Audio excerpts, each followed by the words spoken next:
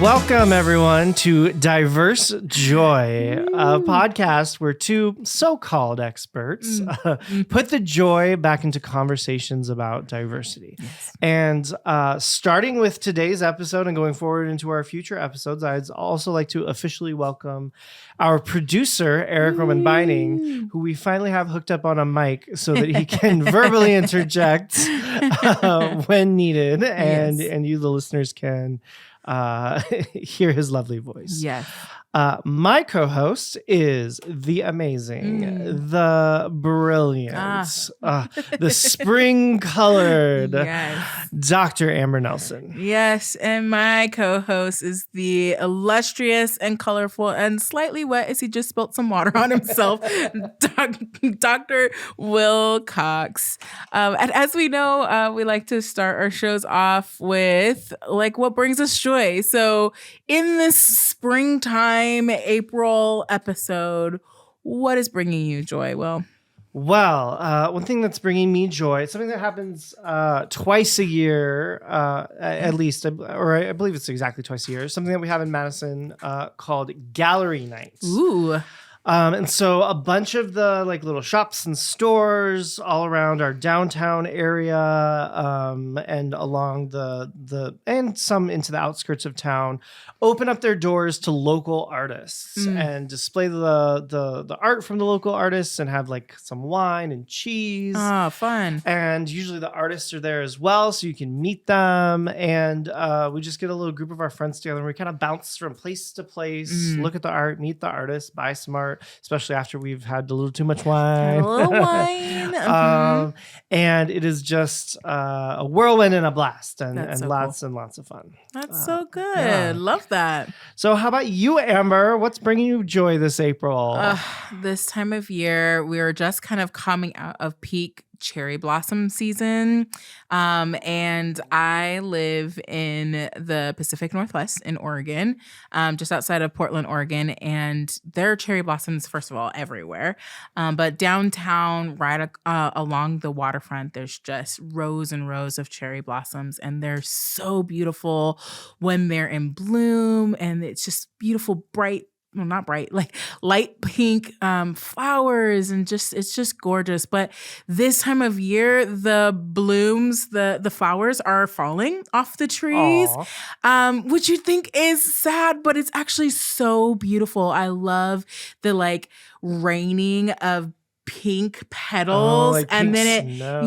it's like pink snow, and then it covers the sidewalks with these beautiful pink and like full, it's like lush, deep rows of like pink petals. And I always feel like I'm like, oh, am I a bride? Like I'm walking down like aisles of flower petals, and it's just gorgeous, and it just feels luxurious and just beautiful. It just adds so much just like life and color to it. I was watching something, they were talking about romanticizing their life, and that to me feels very like I should be hearing like Parisian music in the background as I'm like walking through the cherry blossom petals. So yeah, it's my favorite thing. I love it this time of year. I have 2 cherry blossom trees in my yard, in my garden. They're still young though, so they only have a few blossoms. Just little. This year, but as they grow over the years, I look forward to getting enough to have some pink snow on my own. Yes, it's the best. It is the best. Amazing. Well, today's topic, so it's a word that gets bandied around a lot, sometimes by academics, sometimes by activists, sometimes by anti-social justice activists, and I think it's often misused and misunderstood. And that word, I'm building lots of tension here. All the tension. What is the word? It's like, what's in the box? That word is intersectionality. Like a big scary word to some people. So Amber, I'd love to have you kind of start us off. What's intersectionality? Yeah, well, you're right. There are so many definitions. There are so many ways of understanding it. And there's a quote by Audre Lorde that is not specifically about intersectionality, but it is how I fundamentally understand it. Sure. And she says, there is no such thing as a single issue struggle because we do not live single issue lives. Meaning that we have multiple parts of ourselves, multiple parts of our identities that then intersect in different places and different times and different spaces, right? And it really came out of Dr. Kimberly Crenshaw's work in 1989, I believe. I'm just double checking my notes, 1989. And she defines it specifically as the relationships among multiple dimensions and modalities of social relationships and subject formations. No. It really started as this idea that my identity, Dr. Kimberly Crenshaw is a Black feminist. And so she was talking about that when we started talking about feminist movements or issues in feminism, it centered white women's experiences. And that there were things about the white woman's experience as a feminist that did not translate to the same as a Black woman and a Black woman feminist experience, right? And so she was like, we have to think about things more intersectionally. Which reminds me of the poem, Ain't I a Woman? Ain't I a Woman? Exactly. Yeah. Do you remember the date or? It is Sojourner Truth. Yes, Sojourner Truth. I was like, oh no. Yeah, it's I brought it up, but I was like, oh crap. I don't want to say the wrong name. I'm 99% positive it's a Sojourner Truth. And I don't know if it was technically a poem, but it was in this conversation around like you put your coat down to help somebody over a puddle, but you don't do that for me. And ain't I a woman, right? Yeah. Like, and talking about that, she was really the first person to kind of criticizing ideas of white feminism. Exactly. Is how we would talk about it now. I think at that time it would be talked about differently. But right. And off camera, you were talking about what it looks like from a research perspective too. Yeah. So this is something, and I'm going to talk about it, a little bit in terms of my research, but I want to be clear that it was not my original idea. All due respect to Dr. Crenshaw and many others who have come before me. But so as a stereotyping and bias researcher, I set up these rigorous scientific experiments where we're trying to say that race bias, for instance, causes a difference in how people get treated. And so how we often do that, we set up some kind of research study, some kind of interaction, let's say, and to operationalize race bias, we randomly assign people to interact with someone. Half the people get randomly assigned to interact with a white man. Half the people get assigned to interact with a Black man. Yep. And then we see how they treat them differently. Right. And that is race bias. Because if, in a randomized controlled experiment, you're acting differently in one condition, that means whatever's different between the conditions causes the difference. Right. That's how we do all of science, or all of experimental science, at least. And the problem is, so that's how you end up defining quote unquote race bias in an experiment. Well, then we do some gender bias experiments and we randomly assign people to interact with a white man or a white woman. And that's gender bias, right? Well, the problem is, well, what about Black women? Completely left out of all of that. And then some people are kind of like, well, it's both. Black women, they'll get the racism and the sexism. True on one level, but actually when you do experiments, it's not always that if you have four conditions, a white man, a white woman, a Black man, a Black woman, it's not necessarily the case that the Black woman gets treated the worst of all of them or the most. It's different qualitatively in many cases. And this is the idea that within the intersection of race and I've been talking about race as just black and white, which is another further issue that we should also acknowledge.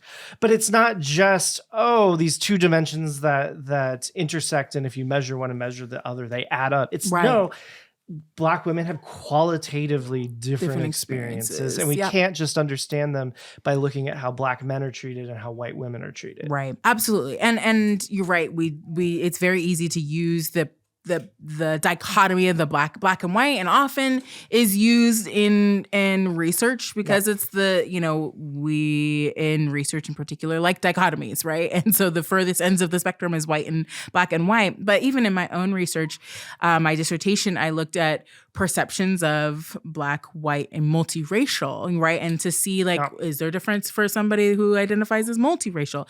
And so, yes, it's not necessarily additive. It's acknowledging that there are differences in the ways in which somebody is treated based on some of their identities. And I also like to talk about intersectionality is like we have personal identities, right?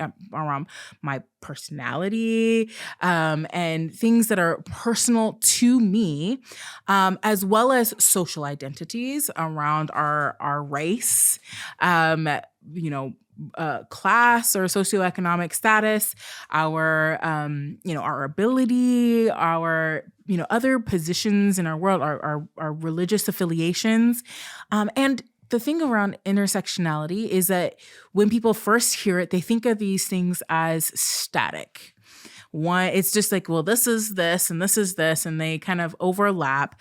But really, it's dynamic in that how those things intersect, what it means for me and to navigate the world as a Black woman in rural Oregon looks very different than it means for me when I lived in Baltimore, Maryland, right?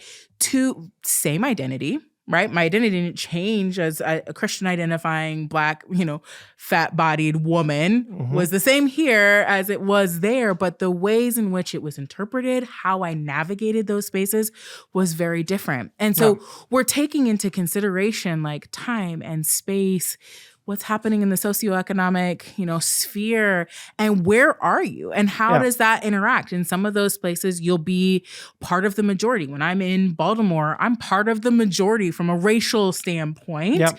When I'm in Oregon, I'm always one of, if not the only one in many of the spaces, right? And so what it means to occupy this body, these identities there mean something very different in different places and spaces. Yeah. And something I really like that you just brought up. So in the like experimental examples I was talking about, it was talking about the bias side of things. Right. And what you're talking about is the intersections of things that shape your perceptions as well. And how you see the world, how you interact with it. Some people who kind of maybe run amok a little with this term or criticize it or criticize that. That's part of what I meant. They see it as like, oh, you're stacking up the victimhoods. Right. I think I might be getting ahead to what our question is later, but it's not just that. It's just like how I see the world is, of course, a product of the intersection of identities and experiences that I have. And just, if you want to understand me, understanding that is part of it. It's not necessarily the bad things, like what you just described about Baltimore versus Oregon and how you interact with them. It's not necessarily saying anything negative. Right. It's how I figure things out, how I go about my life, how I make sense of the world around me. And I think, of course, the intersections of our identities are going to be a part of that. Absolutely. And one of my favorite buzzwords my students will tell you, I say both and bidirectional. Like they know if they write bidirectional on a test, they will at least get a point because it is the thing. They're like, Dog Nelson, both and bidirectional. Like those are the things. Like it's because it's not just other people's perceptions of me and my identities. It is also how I interact with them and how that I interact with the environment. So it is this bidirectional relationship around identity and intersectionality and what that means. And so I think that that's really important. And it's also really hard to talk about intersectionality without also talking about privilege or power. And I think that's really what you're bringing up, right? Like it's not just the places of oppression and marginalization. It's not like I'm Black and I'm fat and I'm a woman, so I have like the lowest power, I have the lowest privilege. You also have a doctorate. But I also have a doctorate. You're a professor. I'm a professor. I make good money. I have access to things. I have a car. I have a home. I have there's so many. I also identify as Christian, and in this country in particular, that is a privilege, right? I have access to speaking the language that is the majority of this country. You know, like there's so many other things, and that's how all of those things interact. Like some of those things, when I talk about privilege, sometimes people will get really activated by hearing. Absolutely. Oh, sorry. The doggos almost knocked over our set. So, yeah, we have a dog visitor today. We've mentioned him in an earlier episode that he was in the background. So apologies, we had a slight dog disruption. Ezra's cousin Archie is here today. He's here about like kind of 1 week out of the month at our house where our studio is, because his father travels around the world for work. And they were getting in a little fight and knocked into some lights, but we are back. And we started kind of getting into what the question was. So we're just going to go out of order today and add the question to the main topic. The question was going to be, and still is, but now we're moving it up. Yep. So intersectionality is about adding up identities for victimization, right? Right. No. No, I will say I have known some people who have tried to use it like that. I'm definitely not going to name the person. Right. But they started the conversation saying, as a and they named every identity that they could possibly, even in the most tenuous way, claim. And they were trying to make it like, that makes me the biggest authority on all of these things. And it was unfortunate because it set a bad precedent for the students who were in the audience of this particular thing I'm thinking of. Right. And I can't be more detailed without.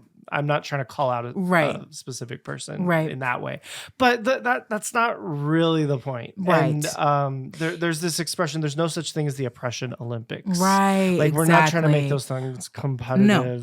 And it really is. It's saying like we're acknowledging differences in approach or differences in experiences. And from a clinical perspective and the ways that I talk about it with my students, you think about a Gestalt, which is a German term. And there's like this foreground and background. And some identities are going to be more in the foreground in some situations and some in the background. And in other situations, it will flip. It's, again, the same way that what it means for me to be a Black woman in rural Oregon, where I'm the only one versus one of many when I'm in Baltimore, right? Like my identity as a Black woman, it changes, shifts, right? As far as how I interact with and how others interact with me with that identity. Yeah. It's not about a additive victimhood, right? It's an acknowledgement that it's going to change. More aspects of ourselves, many that intersect.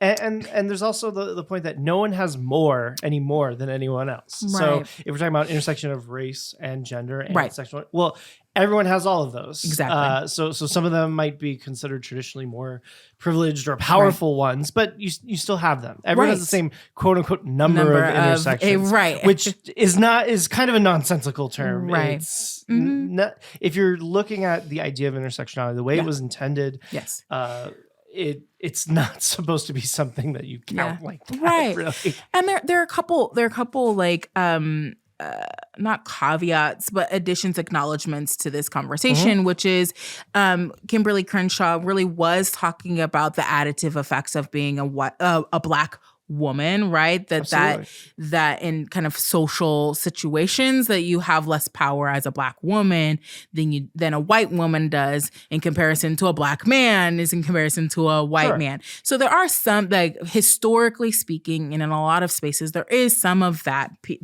piece, and we see it come out in things like wage gaps, right? When we look absolutely. at different ethnicities and different genders and different spaces, we do see disparities come out when we look at specific intersections. Oh, yeah. But when we talk about intersectionality as a much more global understanding to talk about identities, it's not about victimization or additive oppression. It is about saying, here are the places that I identify. I identify as a Christian. I identify as a Black woman. I identify as fat. I identify as cisgender. I identify as, heterosexual. I identify of all of these things. And all of those cumulative pieces make me, right? Exactly. And make me unique from every other person in these different ways in which all of the parts of my inner identity come together. And that's really what is what comes with that.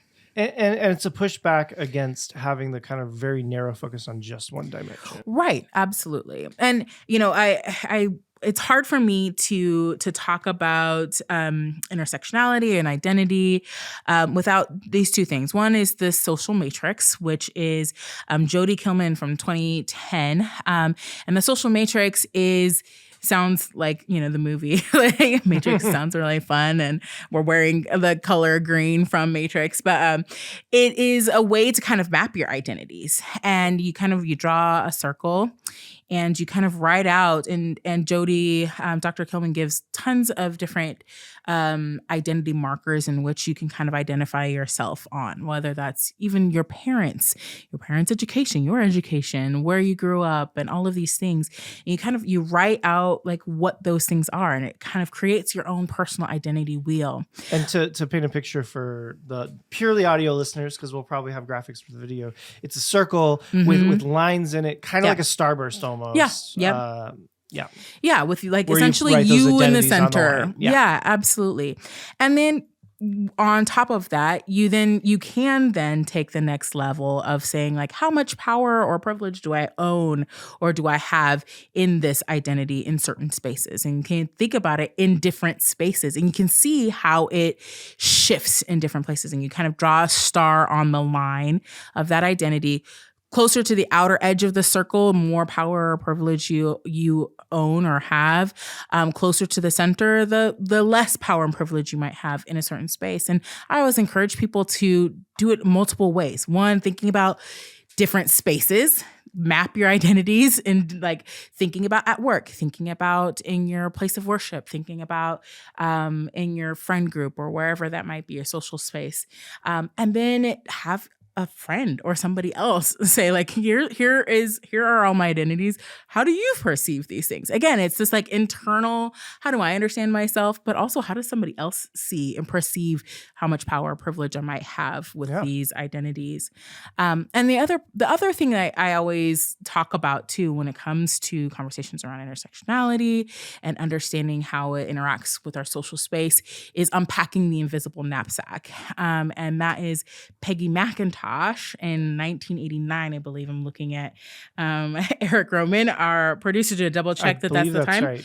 But I believe it's 1989, and she wrote this paper that has now become something that's really used in kind of social justice spaces and social advocacy spaces around, understanding privilege in a different way. Like, I didn't understand. I mean, she started the whole idea of white privilege. Right, exactly. And you talk about bias as unintentional bias, right? Like unintentional. There's also intentional.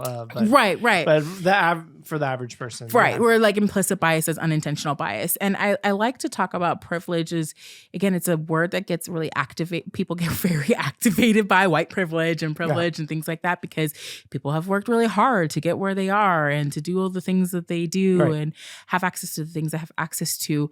But I like to use the term unearned advantages, right? Like there are times that you have, just by way of whatever identity in that particular space, again, that can swap at any given moment or space or time, that you have an unearned advantage over somebody else that maybe have a different identity or identity marker than you.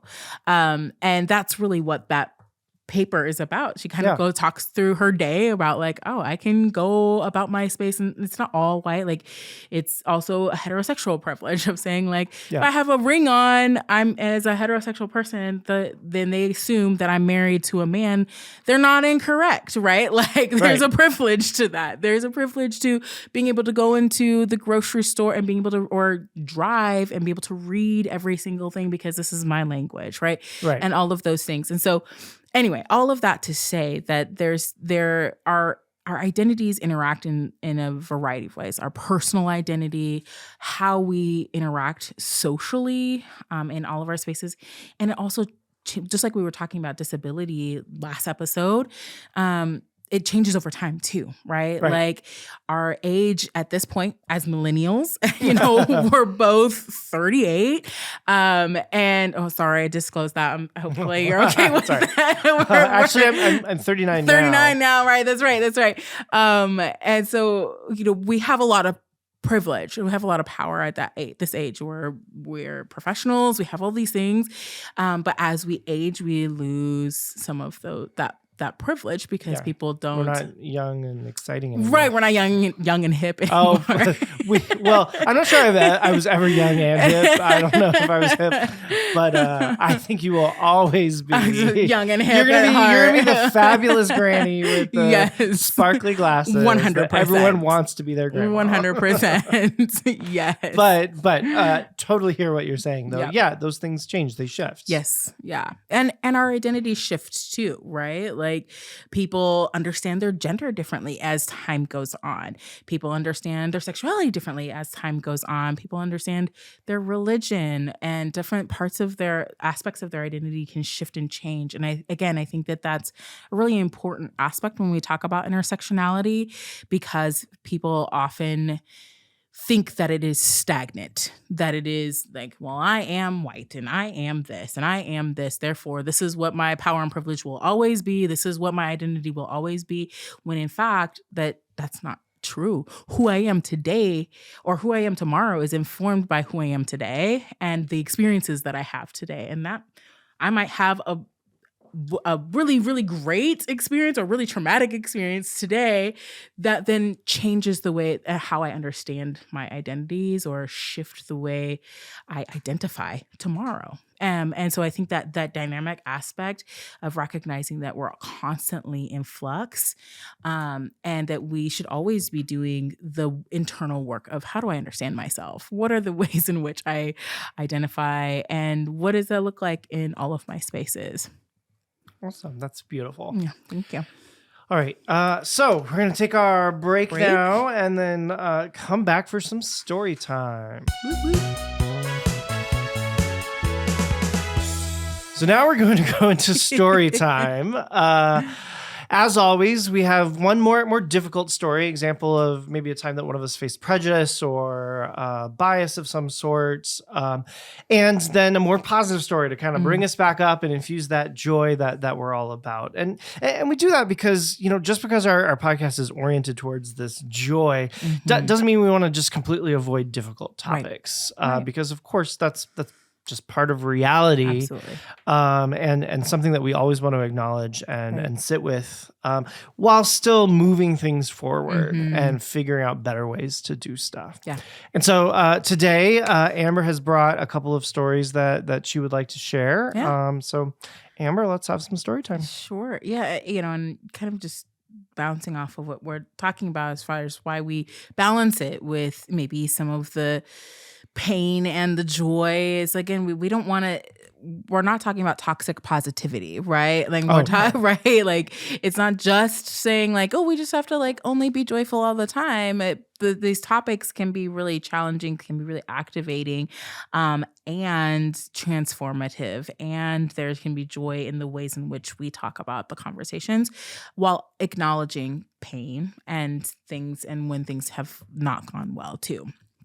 So for me, and I was thinking about like identity and times in which my identity has intersected with both positive and negative experiences.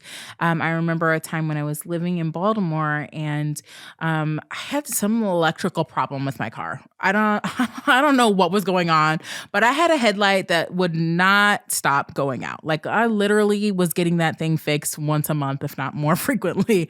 So I don't know what was going on. I don't know if they just didn't know how to change it. Whatever the case was, I had a headlight that went out. And I was a postdoc at the time, and not because of my postdocs, that was not my postdoc's fault as far as the training institution. I was just there really late trying to get a bunch of stuff done. So it was like 1:00 in the morning, and I left work maybe 2, and I was driving home, and I got pulled over. And, you know, for Black folks, getting pulled over often can elicit a number of thoughts, experiences, and ways in which we interact with the police. And I got pulled over. I've not necessarily had a whole lot of negative experiences with police in my life. I've had a few interactions that weren't necessarily positive, but not necessarily super negative either. And yet I've also been really trained on what to do when I'm pulled over by a police. I put my hands on the steering wheel. I do not make any sudden movements. I wait until the police officer comes to the door and I tell them exactly what I'm doing. And I only move with one hand at a time. This is how I've been trained and how I've learned to interact with police when I've been pulled over. So when they pulled me over, I realized that I had put my purse in my backpack in the back seat. And that's where my ID was. And so when the police officer came up and asked for my ID, I told them I didn't reach for. I just said, my ID is in my backpack. It's in the back seat. And at the time, the police officer asked me to get out the car, pull my backpack out while they, had their hand on their gun and which I understand. They had me pull out my backpack and then proceeded to make me dump it on the street and then had me sit on the sidewalk while they went through my purse to get my ID and then made me sit on the sidewalk while they ran my ID, my plates and everything. And then, they were like, oh, okay. Well, oh, how do you say Oregon, and they were like joking with me. And I was like, oh, it's Oregon. As I'm like picking up all my stuff off of the ground and like putting it back in my backpack and in the car.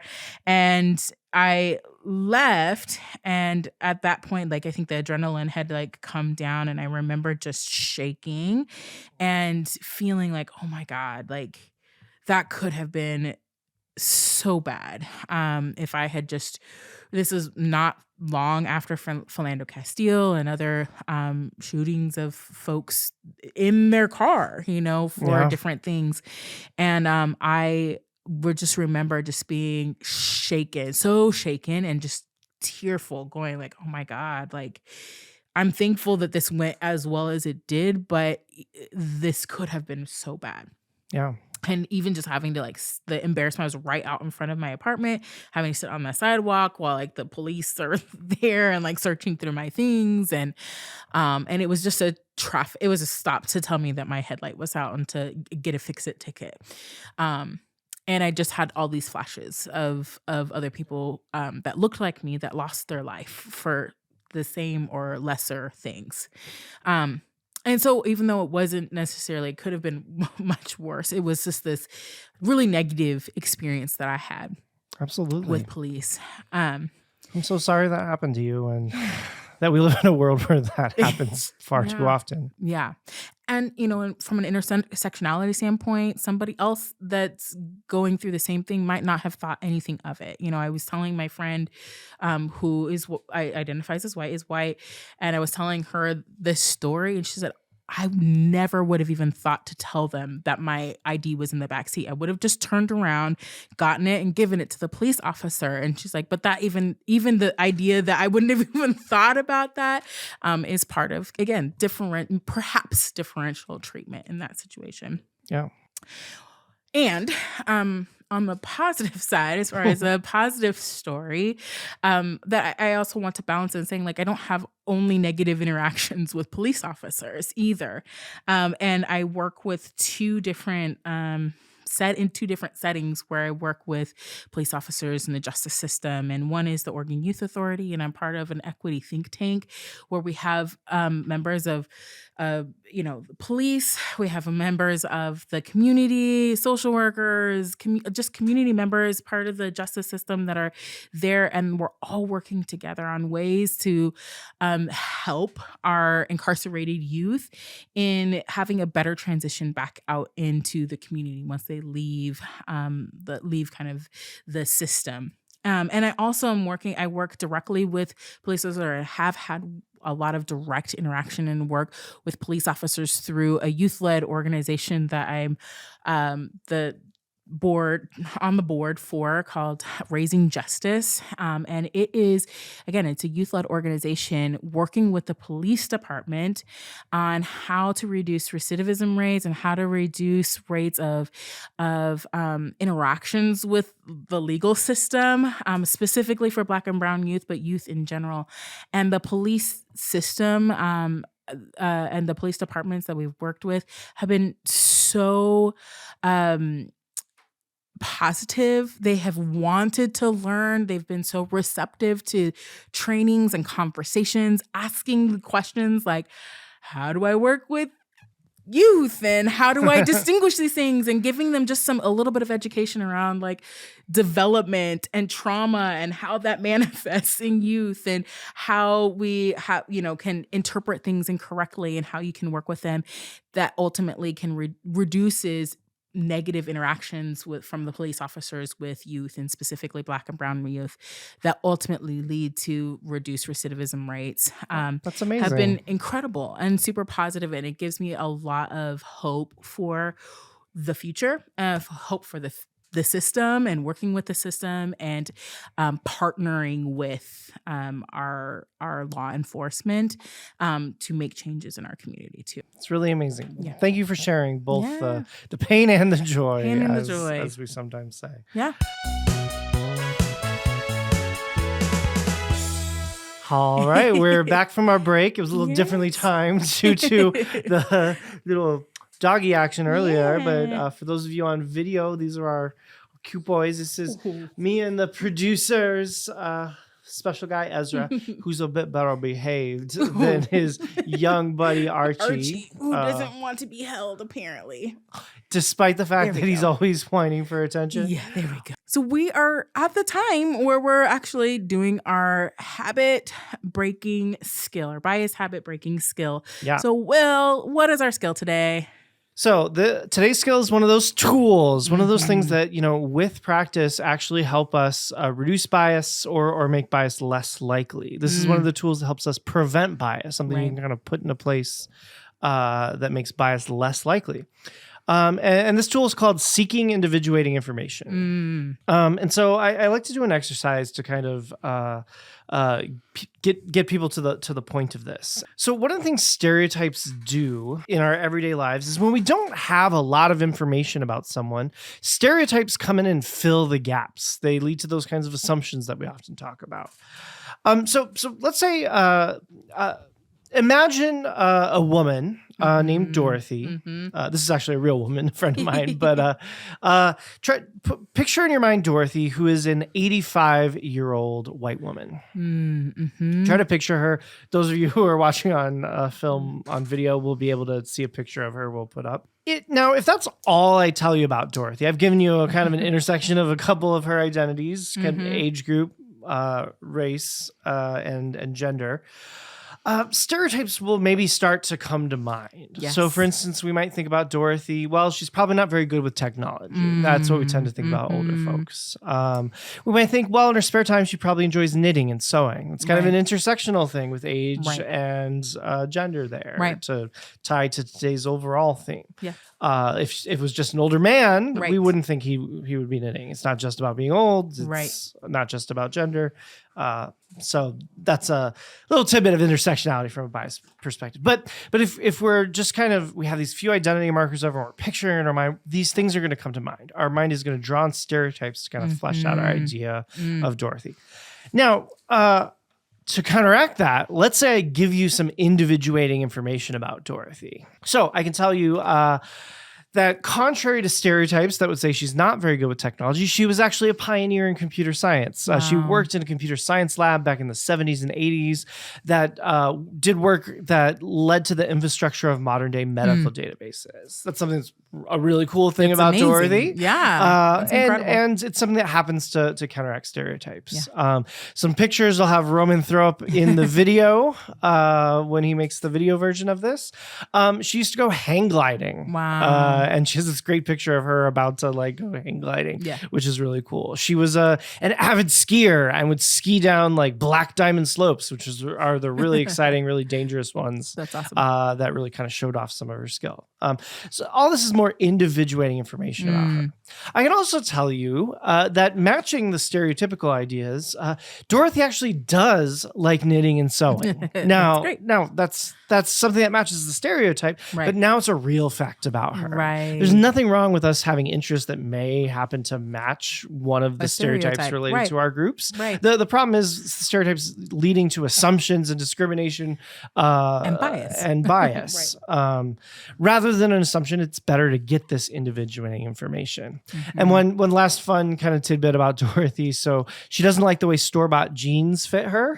And so she makes a lot of her own jeans. That's amazing. And she had this professional label printed for them that she sews into the jeans. Amazing. Her private jean label is callipygian, which is the Greek word for nice ass. I love that so much. I love that so much. So like whenever she's wearing like jeans, I'm like, hey Dorothy, those some of your nice ass jeans. And that's I aspire to be like Dorothy. That's amazing. Yeah.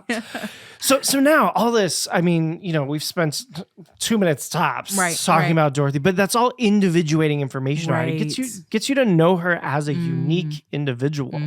When you have that kind of information, your brain doesn't have as many gaps in your perception of her. If you're trying to think about her, if we're in a situation where you need to make some kind of judgment or decision, it's going to be more driven by the real facts we have about her than the stereotypes, because there aren't gaps for those stereotypes to fill. So getting to know people as individuals, getting individuating information about folks, good way to prevent bias from even coming into play. Right. Because once we know folks that and seeking that individuating experience, not only does that help us contextualize that individual person, but also it puts a chink in the armor, right? Of saying like, well, I know this one person that wasn't like that at all. Like, so maybe not all older people are X, Y, and Z, right? So it can not only help with that individual experience, but can also kind of break down some stereotypes and biases that maybe we have been perpetuating over time. And it works in the way you're describing that kind of is a synergistic effect with one of the other tools we talk about, which is broadening your input. Exactly. So as you get to know this one particular person, it pushes back against the stereotypes. So someone else of the same group, you might not be as subject to biases related to them. Absolutely. Yeah. Yeah. Yeah. Well, and I, speaking of Dorothy, earlier this week, we went and got massages from and one of the masseuses were masseuses, is that right? Yeah. Masseurs. I was like, how do you say that in plural? Masseurs. Was an older lady. And my first thought was, is she going to be able to do like a strong enough deep tissue massage that we were supposed to get? Yeah. And that was my first but now afterwards I actually asked, I was like, don't want to ask this, but was she able to give you? And you're like, yeah, of course she's a professional. Why wouldn't she be able to? And I was like, you're absolutely right. She's a professional. She's in this space. Why would she not be able to do that? My bias and my assumption was, she seems to be an older lady. Like maybe she's not going to have the strength to do that. I had the same thing that came into my mind when I saw her as well. I have to admit, and was very pleased to be able to recognize that and for it to be wrong. Yeah. She was great. And that information, at least again for me, is helpful for that broadening my experiences and seeking that individuating experience and recognizing like, again, this woman is a professional. She's in the space. She's working. Of course, she's able to, and presuming competence, which is I was waiting for a guest to say that. Going back to Nikki. Presume competence. I wanted credit for that one. I'll give Will credit for that, for crediting Nikki. No, we both thought Nikki, yes. Right. Presuming competence and not incompetence or inability, right?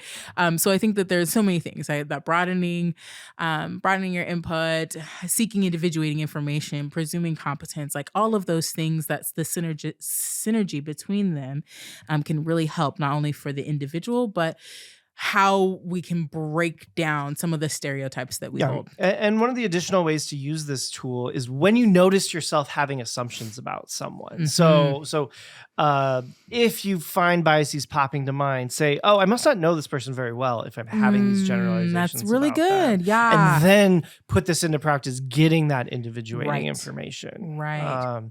So like in the case of the masseuse, masseur. Wait, which word is it? I'm looking at maybe Eric they're Roman. both right. Massage therapist. In the case of this massage therapist, if say we were interviewing massage therapist rather than I was already signed up for it, so it was happening. Right, it was happening. We might have had additional questions and be like, we're looking for deep tissue massage. I'm trying to think in the moment, which is never a good thing for me to try to do. But, you might have sought the individuating information with her, had more of a conversation about what she does, how long she's been doing this, why it's her passion. Right. The more in getting to know her, you might have had more information that pushed out that like little assumption, like, oh, she's a weaker old lady. Right. Which was or she's an old lady and I'm assuming old lady that in there she's for a week. Yeah. In this particular instance, yes. she is a masseuse because she is a woman. If it had been a man, it would be masseur. Oh, there's a gender difference in how you refer French to them. Words. So, but how then do you say it plural? Masseuses? I think it would take the male. Masseur is masseurs. Plural of masseuse. And masseuse is the female one? I've already forgotten. Is not shown. Well, but yours ended up being female too. So for us, this week, it would be masseuses. Right. Oh, well, maybe. It sounds funny. Masseuses. Those massage therapists. A massage therapist. I think we can land which on can include massage gender therapist. non-binary and other things. I like that. So seeking individuating information. Yes, that's so good. I love it. Awesome. Well, great. We always like to end with a recommendation. Recommendations. Yeah. It's masseuses. Okay. We recommend masseuses. No. So something that brings us joy, and we looked at the pattern of alternating because we're trying to make sure we're both getting ours in. Yes. We have such long lists of things we want to recommend. We have so many things to recommend, y'all. So many. Keep things. listening to the podcast. Recommend it to your friends so we get more listeners. So we have an excuse to keep going. Maybe we'll just have an episode where we just talk about only recommendations, all of the things that we want to tell you about. But our official recommendation for this episode is a wonderful TV show that me and our producer Eric Roman Binding really love that we're planning to introduce Amber to because she has not seen it. It's called Girls 5 Eva. So that's the number 5 in the middle. Because 5 is better than 4. Yes. And the premise of the show, so it stars Sarah Bareilles and many other great actresses that I'm not going to try to name, but maybe our producer can pull up the list. And basically there was a girl group, kind of like a Spice Girls, you might imagine, from the 90s that were basically a one-hit wonder. Okay.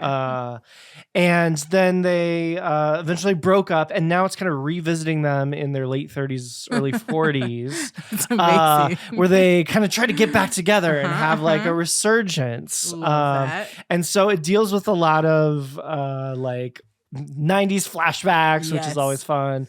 But it's a musical show. So every episode has at least one all new musical number. Okay. Many, if not all of them, composed and written by Sarah Bareilles, who makes sense. amazing. Yes. And it's just hilarious. It was created by someone that Roman will throw in. Roman, who created it? I want to give credit to the amazing person. Yeah, right. It's the hilarious. right people. Mm-hmm. And we're waiting for the producer. See, usually he interrupts us, but now that he has a microphone, we get to be like... we could just like look at him and wait. I have to turn the recording of my microphone on and off in addition to moving it in and out of my face. So we can't just like look at Girls you. 5 Eva was created by Meredith Scardino. Right. That name It sounds stars Sarah Bareilles, Busy Phillips, Paula Busy Pell, and Renee Elise Goldsberry. Yes. Oh my It gosh. also has Ashley Park recurring as Ashley, the dead fifth member of the group. Yes. Oh my So, and you said Meredith. Meredith Scardino. What? She's done some other things She's too. also worked on Unbreakable Kimmy Schmidt. Unbreakable and Mr. Kimmy Mayor. Schmidt and Mr. Mayor. That's and right. Okay. by the name, she's Italian, yeah? Italian-American Scardino. Sounds So the main Italian. character that Sarah Bareilles plays is Italian-American and also Italian-American. works in an Italian restaurant, which, Okay. you know, so some of your culture in that yes, too. yes. But the whole thing is just, it is top tier hilarious. Oh, like of all the sounds amazing. funniest, best shows, Love. funnier than some things that we've recommended on here. I would like, I can't think of a show that's I've funny. never it's up heard there. of this. All right, so we're gonna show you some so episodes. I'm very excited about this it. evening before we take you back to your hotel. I love that. But one little joke that happens. So if any of you listeners are familiar with Sarah Bareilles, amazing musical artist, she had a pretty hit song. Mhm. I think it's called Love Song. Yes. And the lyrics go, you know, I'm not gonna write you a love song because you asked for it. I'm not a singer. I apologize. And so there's this one episode where they're working on a new album and the record label is like, you know what, this is missing. We really need you to write a love song, please. I like an assignment personally because if there's no box, I'm just kicking air. And what's that all about, right? What are you saying? Tate's email. The label's hoping the album can have a love song. I'm not gonna write them a love song because they ask for it. And she's like, I'm not going to write you a love song because you asked for it, which is like the lyric of this famous song of hers. And I love I that. was laughing Oh my so hard gosh, that on the is floor. amazing. Like, It's so good. There you go. Um, I love that. Well, it reminds me of my last birthday, I was intent on seeing New Kids on the Block. And I incorrectly assumed that it was a tour of their old stuff, but it was new things. stuff? So it was like it makes me think of that, of like this, like, you know, 90s boy band that hasn't done anything for a really long time and is now back together and touring. So. Well, yeah, so hilarious. There are actually boy bands who kind of come in sometimes on the show. One of them was married to a boy band member and they were like, you know, the pop couple. And that's funny things that happen. So fun. Hilarious show. Awesome. Pretty Girls. good-ish racial representation. There are people of color as main characters who I think do a nice job. Yeah. Queer stuff coming through. One of the main characters is lesbian, played by Paula Pell, who's an amazing, hilarious comedian. That's awesome. And the music is just bopping. Phenomenal. Bopping. Worth, like, I just listened to it on repeats. Love. Great music. So it was originally streaming on Peacock. And the third season is going to be Netflix. And so presumably the first two seasons will also come to Netflix. That's not clear to us right now. But at the very least, Peacock or Netflix, you should be able to find it. It has gotten a lot of accolades, so it will be streaming somewhere for you. You also get to see an episode where Tina Fey comes in as a guest star, playing Dolly Parton. Tina Fey impersonating Dolly Parton. Tina Fey as Dolly Parton is reason enough to watch this show. Hilarious. If nothing else has enticed you to watch this show, watch it just to see Tina Fey as Dolly Parton. And that sound you've sold. All right. So brings me lots of joy. That's I think beautiful piece of art. And as a callback callback to our previous episode about interracial relationships and representation of such on TV, Sarah Bareilles' character is married to a black man and they have a mixed race Hey, little boy. love that. He's a lonely New York boy. Oh, the New York boy. Oh, I can't wait to see it. All right, sold. All right. So that was my recommendation for Joy this Excellent. episode. Love it. As always, I'm Dr. William Cox. And I'm Dr. Amber Nelson. Produced by Eric Roman Binding. With music by Jay Arner. Diverse Joy is consumable as either an audio-only podcast or a video podcast, both accessible at diversejoy.com. Diverse Joy is the official podcast of Inequity Agents of Change, a nonprofit devoted to the dissemination of evidence-based approaches to reduce bias, create inclusion, promote equity, and enhance diversity. All that good Jedi work. Jedi word.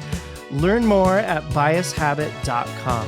Thanks for listening. Bye. Oh. I was talking into the microphone. Do you need me to? No. Do you need me to start over? I can start over easily. Is this the one that migrates? I think it might be. It has been migrating. Yeah.